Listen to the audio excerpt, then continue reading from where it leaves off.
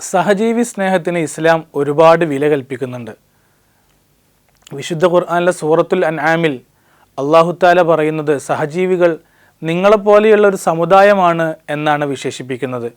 നോക്കൂ, നിങ്ങൾ മുത്തുനബി സല്ലല്ലാഹു അലൈഹി വസല്ലമ തങ്ങൾ അനിവാര്യമായ ഘട്ടങ്ങളിൽ നടന്ന യുദ്ധങ്ങൾക്ക് പുറപ്പെടുന്ന സന്ദർഭങ്ങളിൽ സ്ത്രീകളെയും വൃദ്ധരെയും കുട്ടികളെയും നിങ്ങൾ ആക്രമിക്കരുത് എന്ന് പറഞ്ഞതിൻ്റെ കൂട്ടത്തിൽ പറയുന്നു, മിണ്ടാപ്രാണികളെയും നിങ്ങൾ ആക്രമിക്കരുത് എന്ന് തിരുനബി സല്ലല്ലാഹു അലൈഹി വസല്ലമ തങ്ങൾ പറയുന്നുണ്ട്.